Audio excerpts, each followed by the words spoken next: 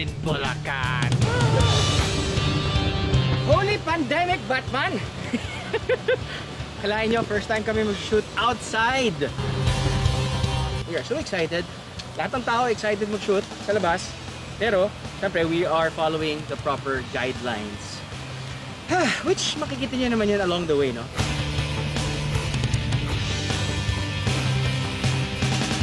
But what we're trying to do here is, we are trying to set a precedent kung paano nga ba bumiyahe ngayon. Lalo na parang walang clear picture, walang clear na line na parang, okay, ito ba namin pwedeng gawin? Ito ba yung pwede namin gawin? Ito ba yung hindi namin pwedeng gawin? So, in the course of our biyahe, starting with this episode, yun yung susubukan namin gawin. We will try to make it clearer for you, mga biyeheros. Teka, saan ba ako pupunta? Na-miss nyo ba kami, biyeheros? Siyempre, miss na rin namin kayo. At ang pinaka-miss na nating lahat, ang bumiyahe. Dahil unang labas natin pagkatapos ng ilang buwan sa loob ng bahay, aba, hinay-hinay muna tayo.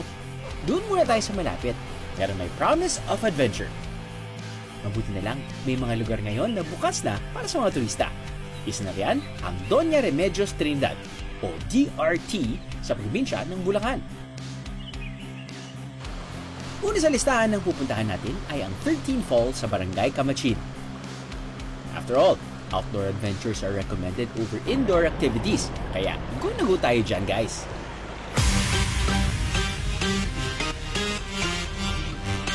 Para marating ang jump-off point papunta sa falls, kailangan sumakay ng 4x4. Aabutin din ito ng 15 to 20 minutes.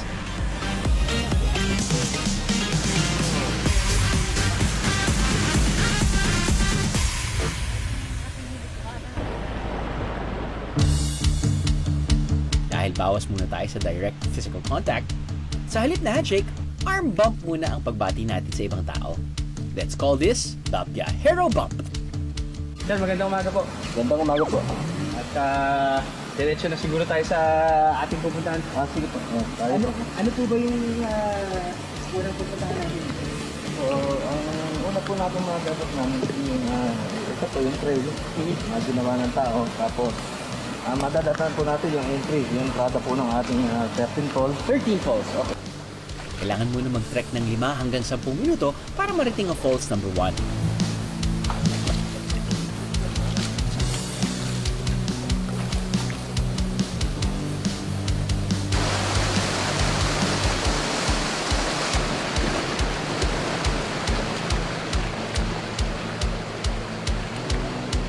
Nakita po natin, rock formation, medyo malalaking bato talaga.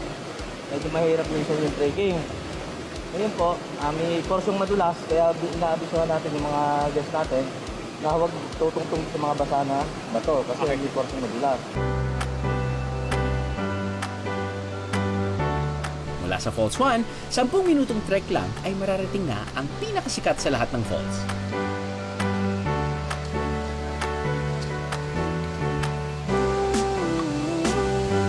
Wow! Holy majestic falls, Batman!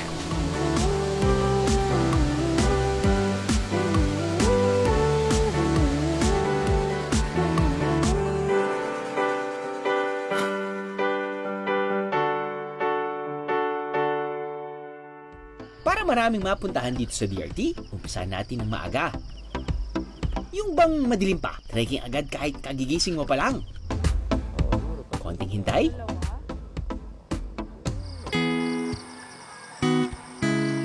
At ito na ang makikita mo.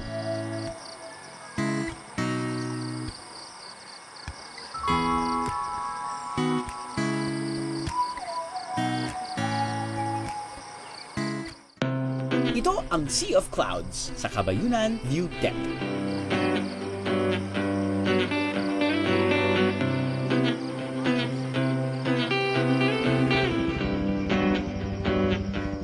₱25 ang entrance fee para sa day tour, habang ₱100 naman kung gusto nyong mag-overnight camping. Biyahero tip, mataas na parte na ito ng bundok at rough road ang daraanan.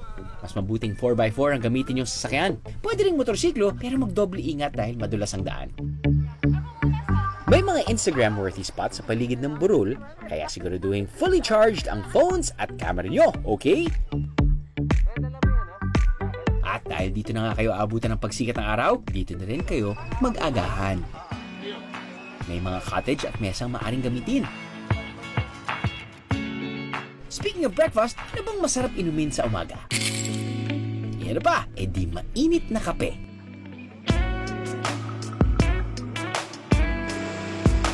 Kilala bilang fruit-bearing capital ng DRT, ang Barangay Tablak. At isa sa pinagmamalaki nilang produkto, ang kape. 1990s pa nagsimula ang coffee farming dito. Sa ngayon, sila na rin ang mismong nagpoproseso nito.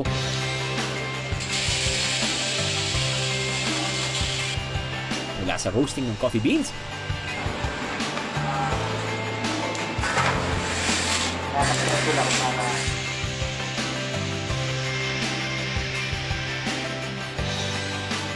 at sa paggiling nito, hanggang sa packaging.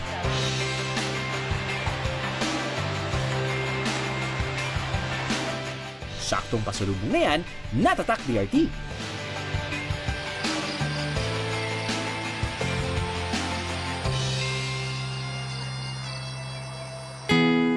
Kung may pagkakataon ka ng bumiyahe, saan mo gustong pumunta?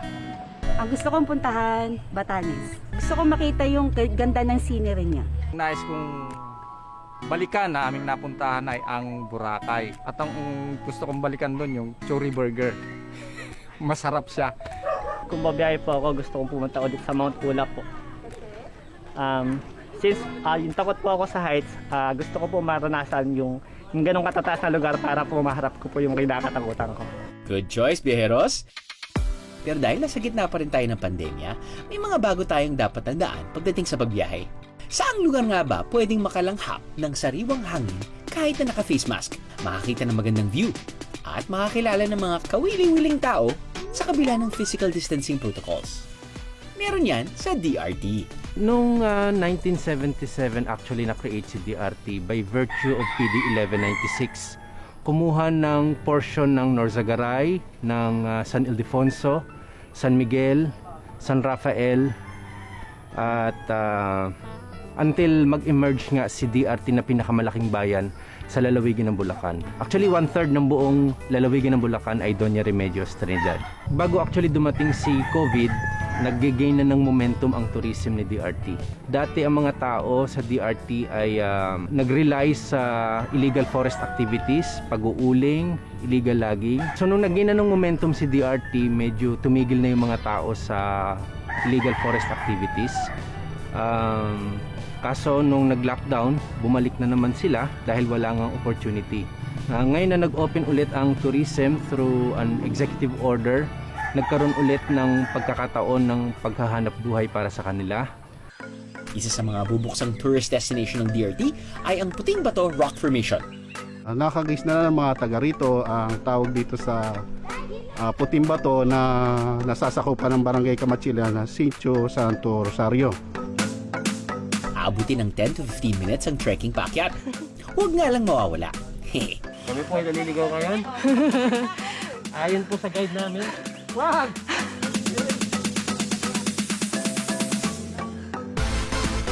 Konting akyat pa, mararating na ang tuktok nito. Dahil bago pa lang ang puntahang ito, makipag-ugnayan muna sa Barangay Kamachile bago kayo pumunta.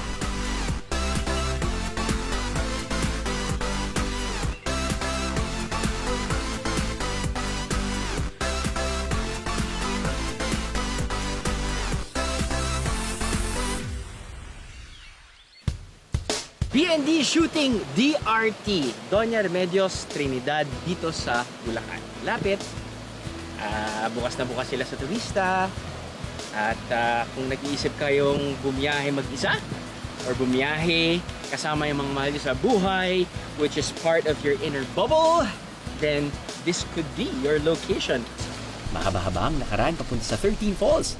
Kaya naman, ang mga tanod ng Barangay Kamachin, na ngayon ay tour guide na rin, naglagay ng mga tulay at iba pang daanan. Parte ito ng proyekto ng kanilang barangay noong kasagsagan ng pandemya para magkaroon sila ng pagkakakitaan. Dahil sa mga ginawang daan na ito, mas madali nang marating ang main attraction ng 13 Falls.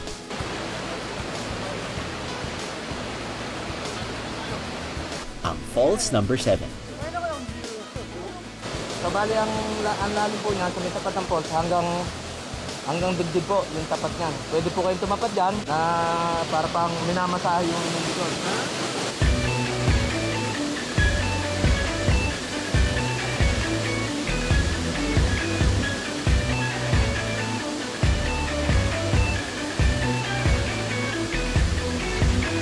Wala naman tao dito. So, pwede ko na tanggalin yung mask. Tayo naman, hindi ko ma-enjoy fully. Ayun ba? Ayun. Tayo ko muna dito.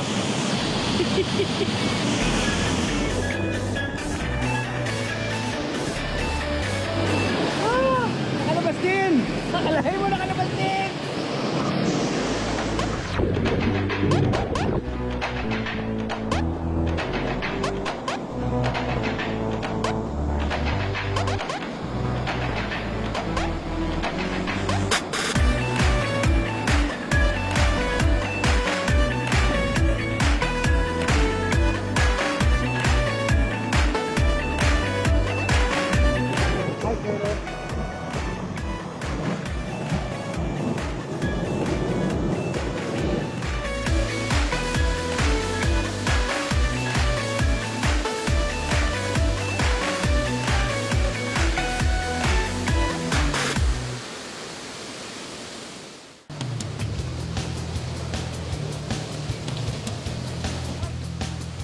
Six more falls to go!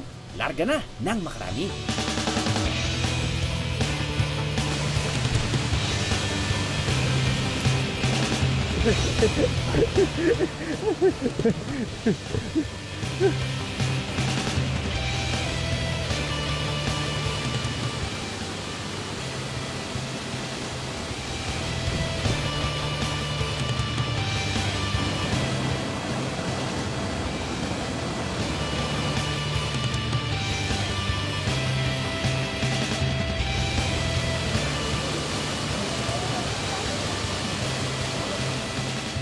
Sa mga araw na walang masyadong turista, may ibang pinagkakaabalahan ng mga tour guide ng 13 Falls.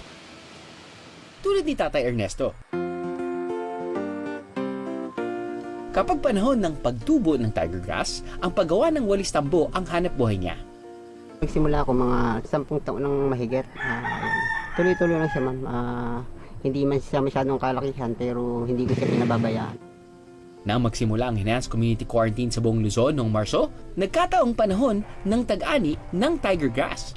May napaglibangan kami, may alternatibo kaming pinagkakitahan ng mga buwan na yun. Hanggang ngayon siguro meron pa rin dahil nga kahit paano natitipid-tipid namin para umabot siya ulit sa harvest ulit.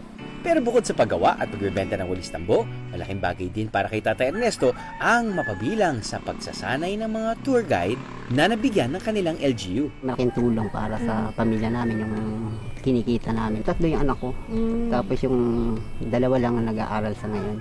Sa kabila ng pandemya, patuloy ang pagsusumikap ni Tatay Ernesto gamit ang kanyang mga kakayahan. Kaya ngayong bukas na ang turismo sa DRT at iba pang lugar, huwag nating kalimutang pasalamatan ng magigiting nating tour guide na sinisigurong ligtas at sulit ang bawat biyahe natin. Okay? Alright! O balik tayo sa falls!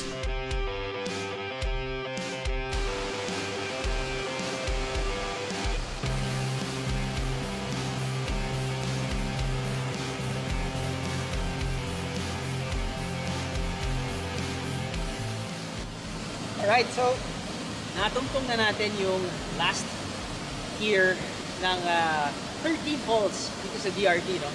And I must say, there are so many reasons why you should choose this multi-tier falls over most falls. One, it's one way. So hindi ka na kailangan bumalik sa pinanggalingan mo dahil medyo naghirap ka na eh. At the same time, speaking of the falls, yung each tier kasi, ang dami na natin finisher ng mga falls na multi-tier, di ba? Pero parang kailangan mo pang antayin yung pinakatuktok para ma-enjoy. Ito hindi eh. first few pa lang, parang, uy, pwede nang lumangoy. Actually, nung I think 1 to 6 yata, they regulate the people that can actually swim from falls 7 to 13 dahil yung lalim ng tubig nito medyo mas malalim kaysa sa falls 1 to 6.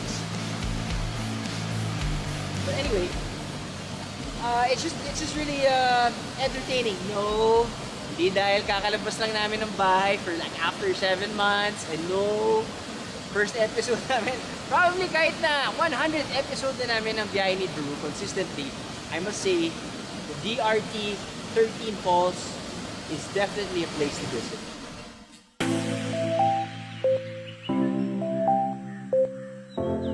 Sa dulo ng 13 Falls, matatagpuan isang eco-farm. Dito maaaring magpahinga pagkatapos ng mahabang lakaran. May camping spots din, kaya pwede mag-overnight.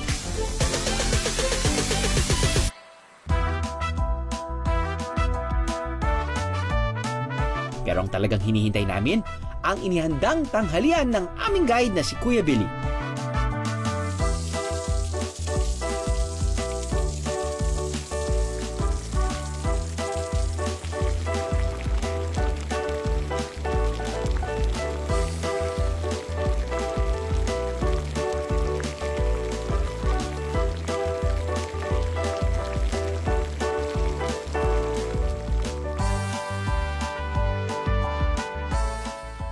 Gutom na ako eh. Pero, first things first. Wala akong nakaupo pero hindi. Natayo ako. Okay, pwede ko naman tanggalin yung mask ko dahil wala naman masyadong tao. Ito yung parang sinasabi nilang culminating activity. Kapag natapos yun ng 13 Falls, pag ahon mo dito, sure pwede kayo mag-rent ng spot nyo. We're featuring 2 types of local dishes. One, pinaputok na tilapia, nagamit yung bamboo, kaya local term nila ay buho.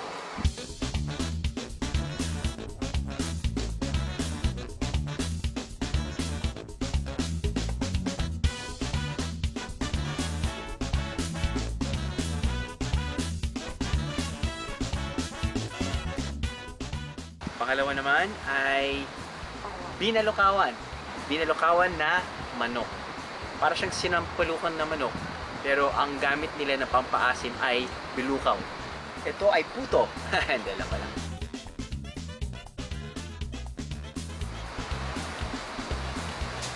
Wow! Legit. Legit mga kaibigan. It's funny na yung nagluto rin ito, siya din yung naging tour guide ko. Dadaan kayo dito sa all 13 Falls. There are certain spots na medyo may konting difficulty to reach the other side or the other end. Kaya ginawa nila, initiative ng LGU, with the help of syempre yung mga tanod, yung mga tour guide, sila mismo gumawa ng mga makeshift ladders or steps para lang mas maging tourist friendly. Not super friendly na sobrang dagsaan yung mga tao. Just the right amount of adventure dahil you still have to trek. And the trek is actually not super difficult. Na parang you can bring your whole family. Kailangan pa rin sumunod sa minimum health protocols, yung pagsusuot ng face mask, face shield, pag-maintain ng physical distancing, 50% reduced capacity lahat ng mga tourist spots. So upon entering the municipalities sa Viewdeck area, may nakaset up po na checkpoint doon. Hinihingan sila ng ID syempre para makita kung galing sila sa GCQ area. Kasi syempre yung interzonal movement medyo limited pa rin. Bakit sa 15 years nating travel show, hindi natin na-feature ang DRT? Now, inisip ko Bulacan. Meron yan sa Bulacan? May bundok sa Bulacan? Wala pa pala akong alam. So, this is such an eye-opener for me.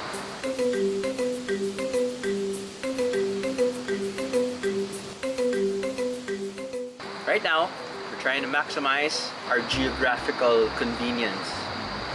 Para lang hindi tayo masyadong lumayo at pinapakita rin namin sa mga tao na pwede pala lumakbay doon. Meron pala nun, pwede pala mag-bike doon. Hindi pala kailangan ng travel pass. Hindi pala kailangan ng medical certificate. Hindi pala kailangan ng swab test result.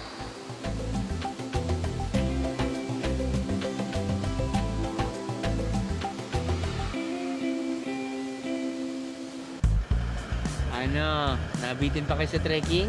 Wow, fit na fit! Galing quarantine! Ayos lang yan. Meron pa tayong aakitin. No? Tama ka? Sama ko sa biyahe ko. Tagal na eh.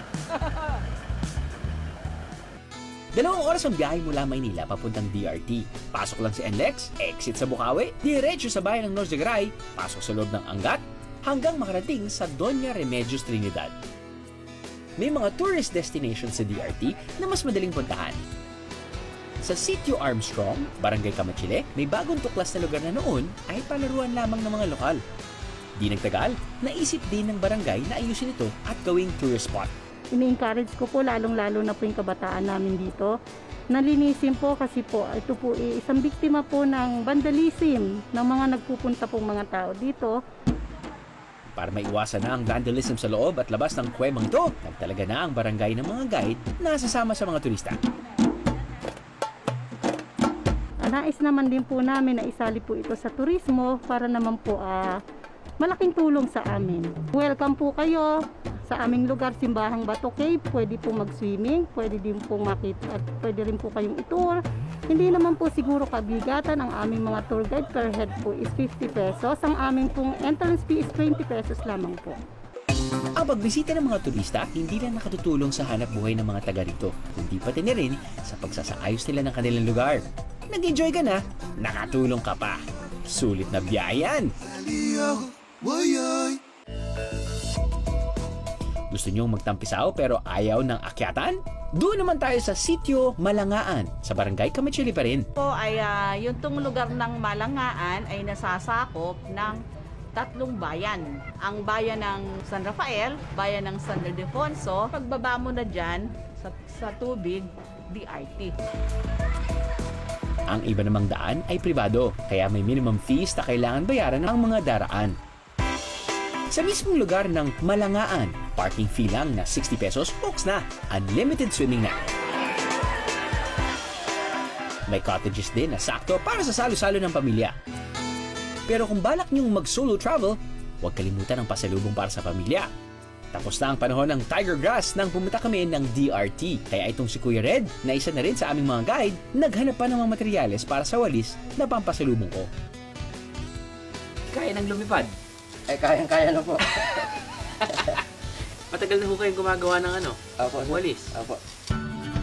Kayang-kaya ni Kuya Red na gumawa ng 25 to 30 pieces na walis tambo sa isang araw kung sapat ang materyales.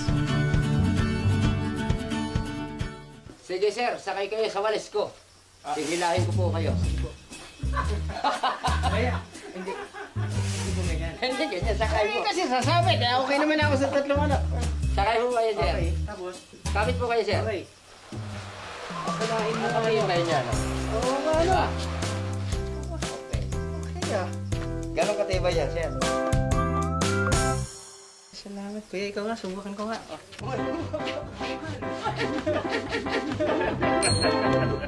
Kuya Red, maraming salamat ha. Sigurado mo gugustuhan to ng biyenan ko. Ma, pasalubong galing DRT. Ang galing-galing mo talagang pumili ng pasalubong at kailangan natin ito. Yes!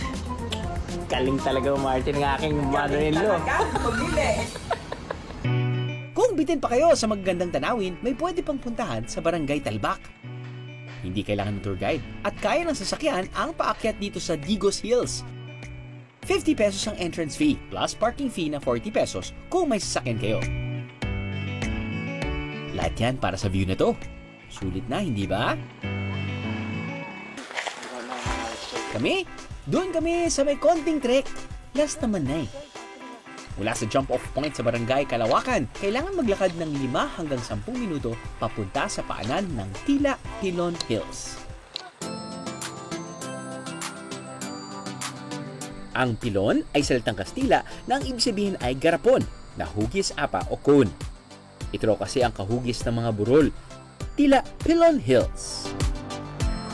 50 pesos per head ang entrance fee. Para sa mga grupo, meron ding tour guide fee na 300 pesos para sa 5 tao.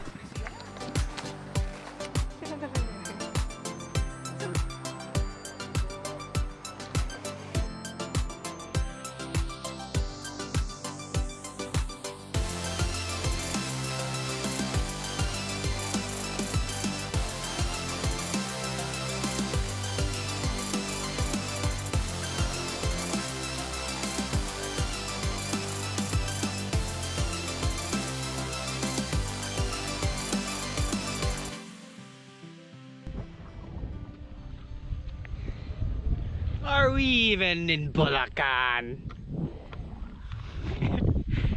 Yes, we are. DRT, baby.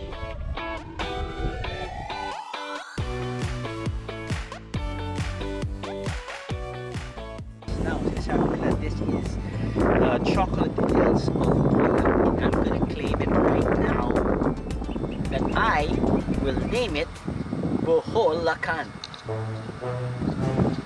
Trademark ko na talaga yan.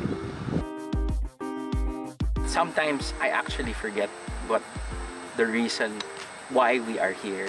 I think medyo nag-evolve na yung reason namin for featuring places. Before it was really just a job, and then it turned out to be an advocacy, and now it's pretty much like, I think we need to inform our viajeros, our faithful viajeros and travelers how to travel properly. And this episode hopefully sets the tone.